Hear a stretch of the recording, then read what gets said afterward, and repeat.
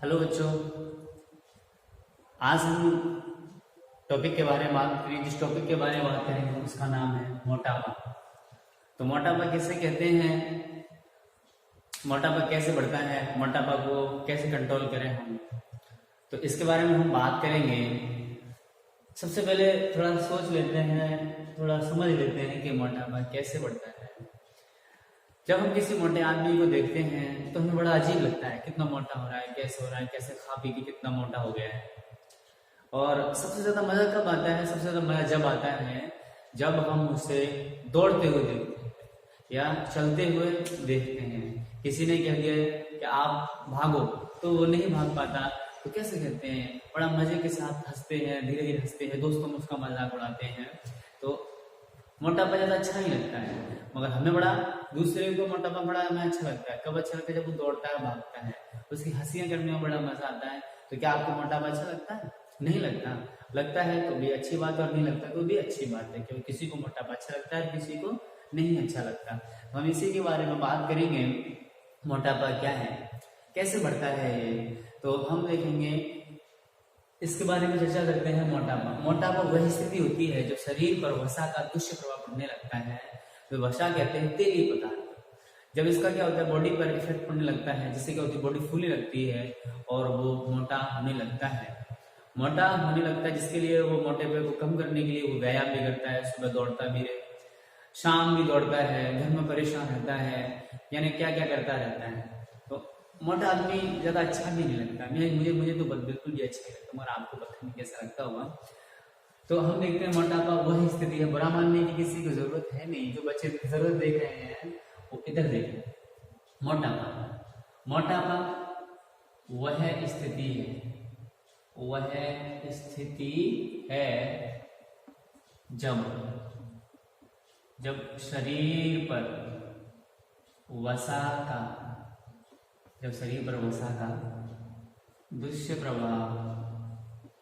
दुष्प्रभाव पड़ने लगता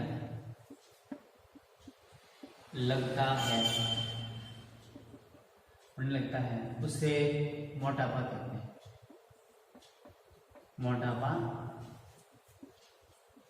कहते हैं। अब मोटापा शरीर पर किसका? वसा का। और वसा क्या होता है? ये तेलीय पदार्थ होते हैं। जब इनको ज्यादा यूज करते हैं तो हमारी बॉडी क्या होती है, उसका प्रभाव पड़ने से हम क्या कहते हैं, मोटापा। इसके मोटापा होने के कारण क्या है? मोटापे के कारण तो कौन कौन से कारण है मोटापे के कारण?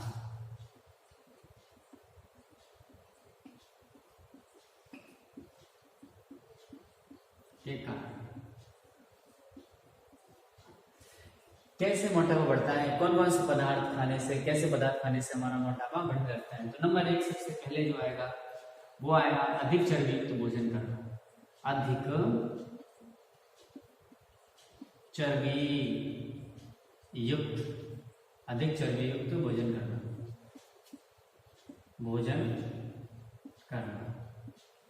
अधिक चर्बी युक्त भोजन करने से मोटापा बढ़ता है।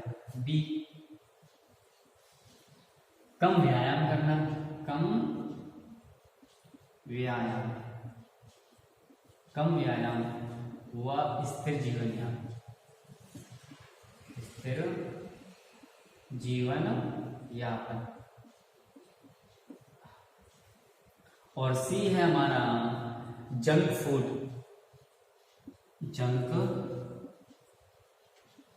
फूड व क्रमिक भोजन करना।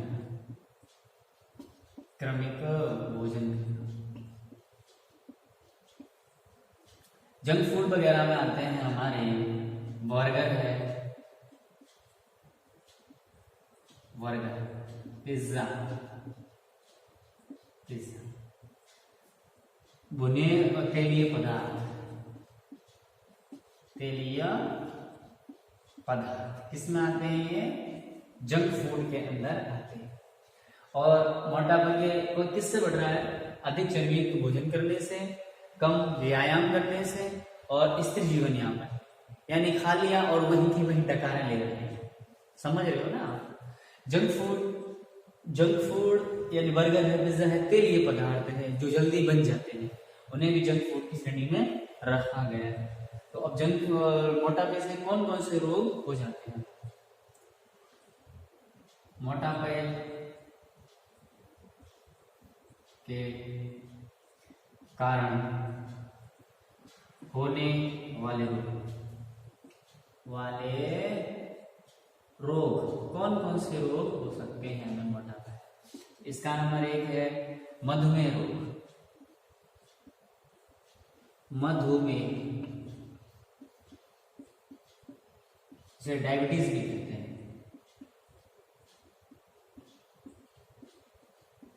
डायबिटीज। और बी है हृदय रोग। और सी क्या है? श्वास लेने में दिक्कत,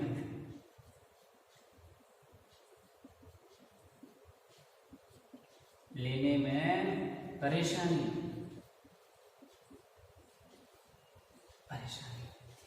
तो इन चीजों को, इनसे मोटापा कैसे बढ़ रहा है? अधिक शारीरिक भोजन करने से मोटापा हमारा बढ़ रहा है।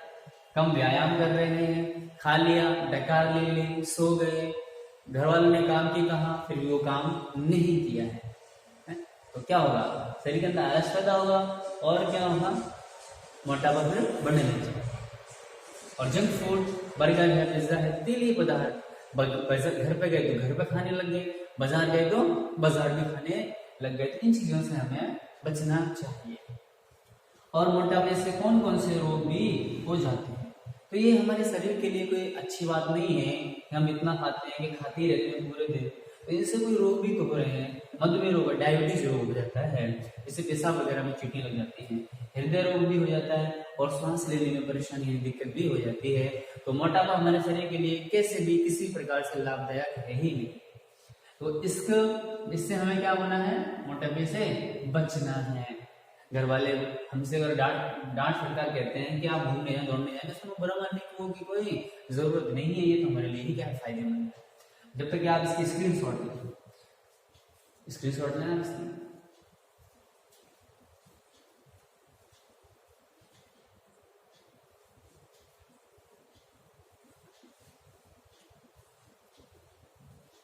ले लिया आपने स्क्रीनशॉट। अगर ये आपको पसंद आ रहे हैं तो हमारी वीडियो को क्या करें? लाइक। सबसे पहले क्या करना है? वीडियो को लाइक करना है। फिर क्या करना है? दोस्तों में क्या करना है? शेयर भी करना है इसे, ठीक है। फिर क्या करना है? चैनल को सब्सक्राइब भी करना है। चैनल को सब्सक्राइब करना बिल्कुल भी ना भूलें, जिससे आपको जो भी वीडियो बनेगी वो आपको जल्दी से जल्दी पहुंच जाएगी, नोटिफिकेशन भी आपको जल्दी से जल्दी आ जाएगा। मिटाता हूं।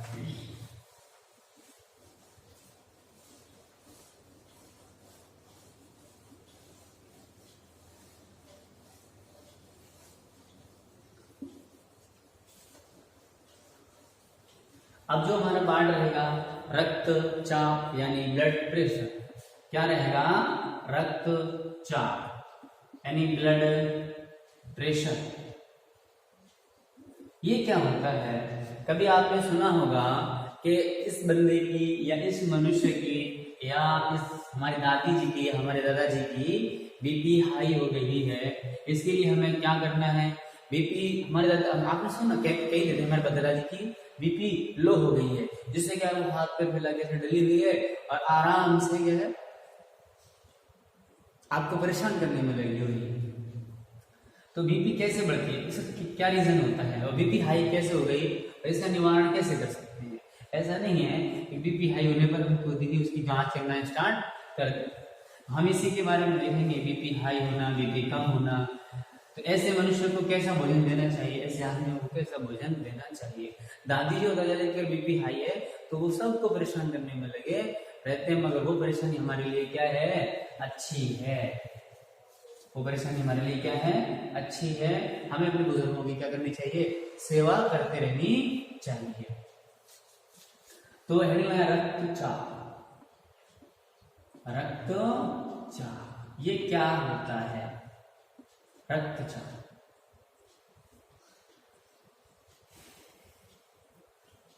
हेडिंग लगा रक्तचाप, इसे समझते हैं। रक्तचाप रक्त वाहिनियों में बहते हुए रक्त की दीवारों पर डाला गया दाब रक्त दाब या रक्तचाप कहलाता है।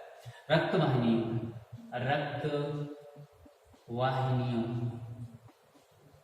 रक्त वाहिनियों में बहते हुए रक्त वाहिनियों में बहते हुए रक्त द्वारा वाहिनियों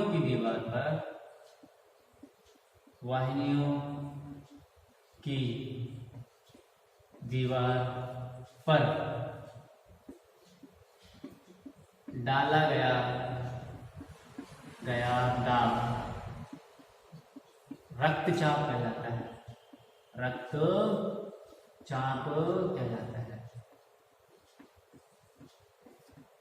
रक्तचाप कहलाता है। वाहिनियां होती हैं एक प्रकार की नलिकाएं होती हैं। ये क्या होती हैं?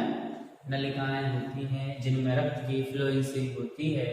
रक्त इनमें बहता है, रक्त इनमें बहता हुआ जाता है। जब रक्त का दाब डालता है रक्तचाप कहते हैं।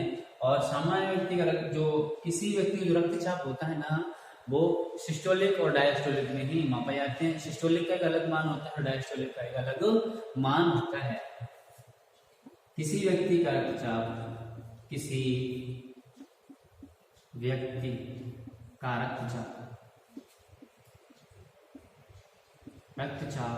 सिस्टोलिक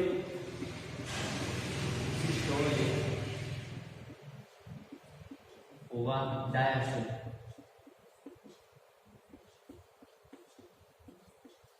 डायस्टोलिक में अभिव्यक्त करते हैं,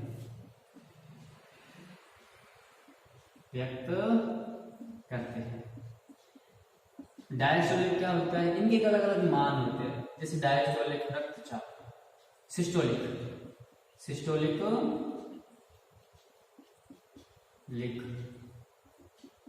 रक्तचाप ये होता है 120/80 अर्थात ऊपर की संख्या होगी,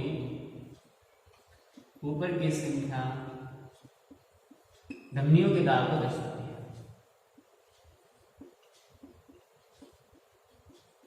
धमनियों के दाब को दर्शाती है।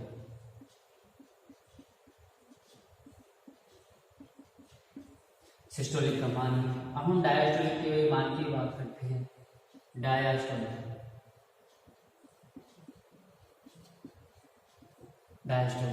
रक्तचाप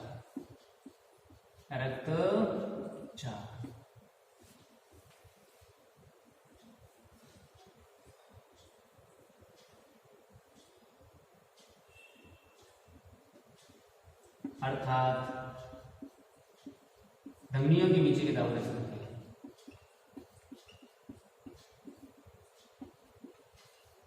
नीचे के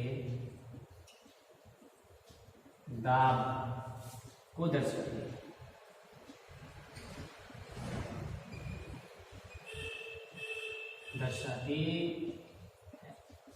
ये हो गए रक्त वाहिनियों में बहते हुए रक्त के द्वारा वाहिनियों की दीवार पर डाला गया दाब रक्त दाब कहलाता है। किसी व्यक्ति का जो रक्तचाप होता है वो सिस्टोलिक और डायस्टोलिक भी व्यक्त करते हैं। इनका एक अलग अलग मान होता है, इसका भी एक अलग मान होता है। ये मान दे रखे हैं, आप इसका स्क्रीनशॉट लें। जब तक हम इसी में बात करेंगे, स्क्रीनशॉट लें, इसका लें।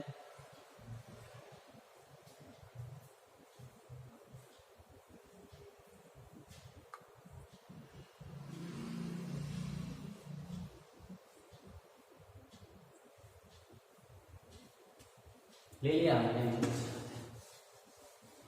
वीडियो अगर आपको अच्छी लग रही हो तो वीडियो को लाइक करें, दोस्तों में शेयर करें और प्लीज चैनल को सब्सक्राइब करें। चैनल को सब्सक्राइब करोगे तो आपको वीडियो जो बनेगी लाइव होंगे, जब हम आपको बता दिया करेंगे, नोटिफिकेशन पहुंच जाया करेगा अपने आप।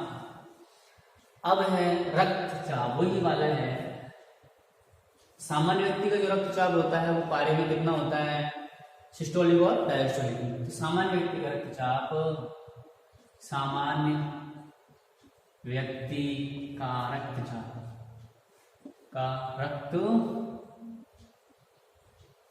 रक्तचाप किसमें, पारे में, सिस्टोलिक सिस्टोलिक किसमें, पारे में 90 से 120 कितना होता है, 120 से 90 से 120 mm के मध्य तथा डायस्टोलिक की बात करता है, डायस्टोलिक रक्तचाप किसमें, पारे में कितना होगा, 60 mm से 80 mm के मध्य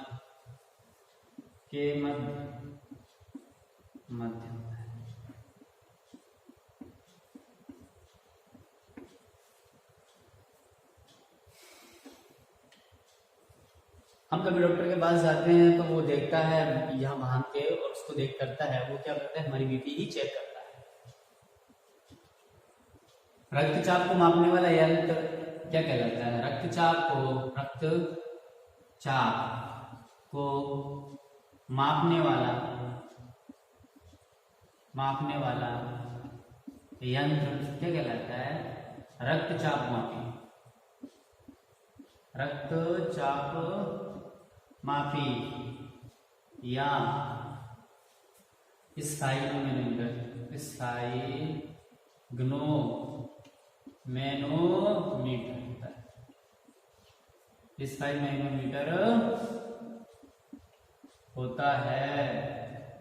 स्फाइग्नोमीटर होता है।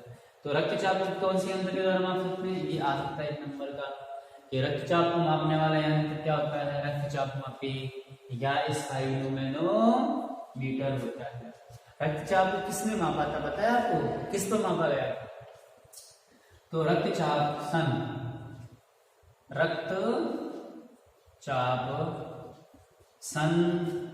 1773 में स्टीफन हेल्स के द्वारा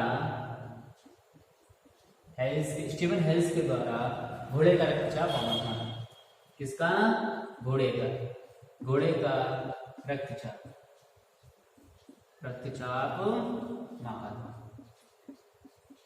मापा था। उतार लिए तो इसकी स्क्रीनशॉट ले।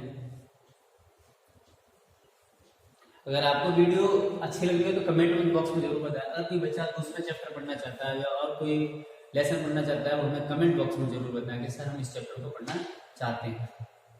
स्क्रीनशॉट ले जब तक इसके आप।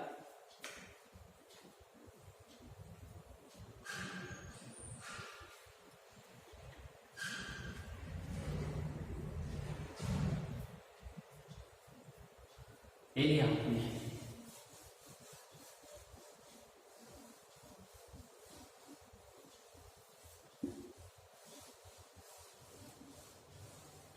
अब हमारे पास है एग्जाम के तरीके से आने वाले क्वेश्चन, उसको अब हम करते हैं। तो निम्न रक्तचाप क्या होता है, उच्च रक्तचाप क्या होता है। तो सबसे पहले निम्न रक्तचाप क्या होता है, धमनियों में कम दाब के कारण निम्न रक्तचाप होता है और ब्लड का इसमें फ्लुएंसी बहुत कम होती है, यानी ब्लड धीरे धीरे बहता रहता है। ऐसा होता है, इतना धीरे धीरे बहता है कि गुर्दे है ना, गुर्दे और मस्तिष्क और हृदय, गुर्दे हैं, मस्तिष्क है और हृदय, मस्तिष्क, गुर्दे और हृदय जो पौष्टिक आहार और ऑक्सीजन क्या नहीं होती है, इनके पास नहीं पहुंच पाती है, तो जिससे क्या हो जाते हैं, ये स्थायी रूप से क्षतिग्रस्त हो जाते हैं।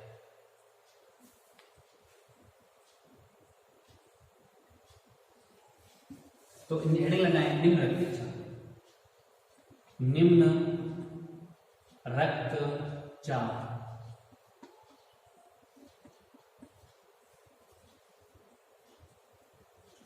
धमनियों में, किसमें? धमनियों में,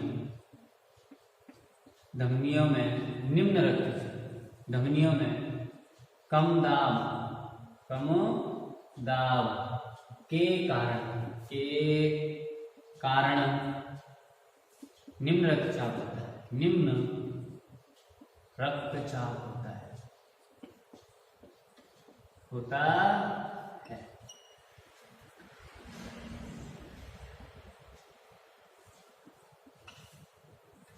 धमनियों में रक्तचाप कैसा है? बिल्कुल कम है, जिससे क्या होगा? धमनियों में रक्त का प्रवाह काफी कम होता है।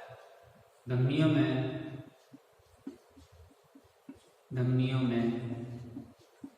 रक्त का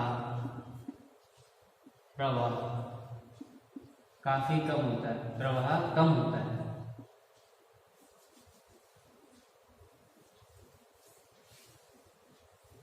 प्रवाह कम होने के कारण,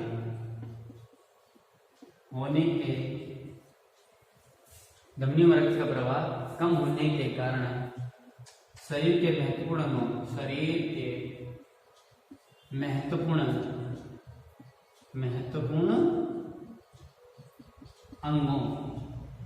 तक, शरीर के महत्वपूर्ण अंगों तक क्या नहीं पाता है? जैसे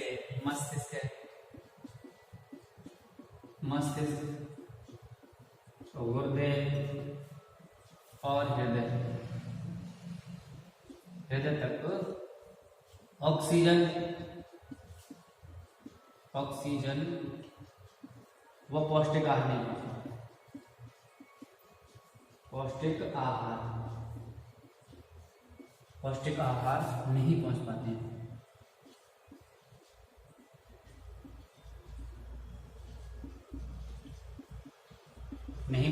हैं।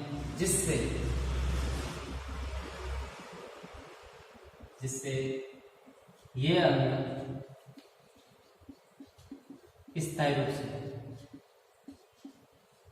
रूप से क्षतिग्रस्त हो जाते हैं।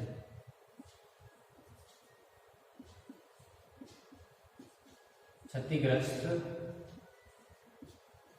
हो जाते हैं। रक्तचाप धमनियों में कम दाब का रक्तचाप होता है। धमनियों में रक्त का प्रवाह कम होने के कारण शरीर के जो महत्वपूर्ण अंग होते हैं, कौन कौन से होते हैं? मस्तिष्क, गुर्दा है और हृदय। तब क्या होता है? ऑक्सीजन पौष्टिक आहार नहीं पहुंच पाते, जिससे ये अंग स्थायी रूप से क्षतिग्रस्त हो जाते हैं। स्थायी रूप से क्षतिग्रस्त हो जाते। शॉर्ट लेंस की स्क्रीनशॉट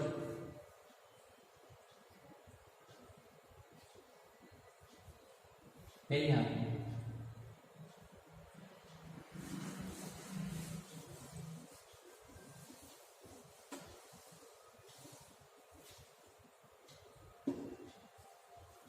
आप लिखें उच्च रक्तचाप, उच्च रक्तचाप।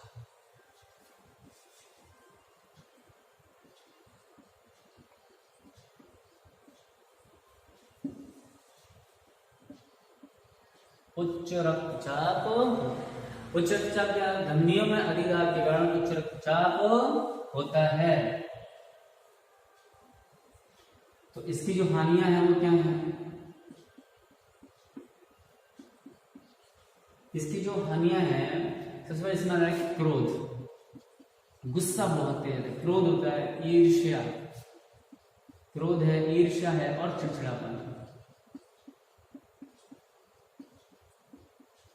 चिड़चिड़ापन ये उसमें लक्षण उत्पन्न हो जाते हैं इसकी हानि बीपी अधिक होने पर। क्रोध है, ईर्ष्या है, चिड़चिड़ापन। इसका निवारण क्या है? इसका जो निवारण है, ऐसे रोगियों को,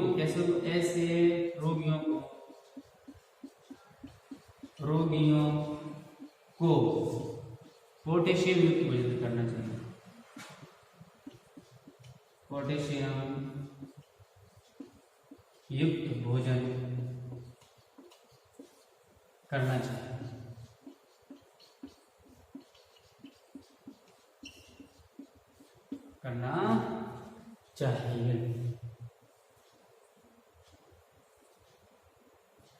हरी सब्जियां वगैरह है, दूध वगैरह है, ऐसी चीज़ हमें आसानी से लेनी चाहिए। अगर वीडियो अच्छा लगा तो फिर भी मैं कह रहा हूँ वीडियो को जरूर लाइक करें, दोस्तों में शेयर करें और चैनल को सब्सक्राइब जरूर करें। कमेंट बॉक्स में जरूर बताएं कि ये वीडियो आपको कैसे लगी है। आज के लिए बस इतना ही काफ़ी है। धन्यवाद।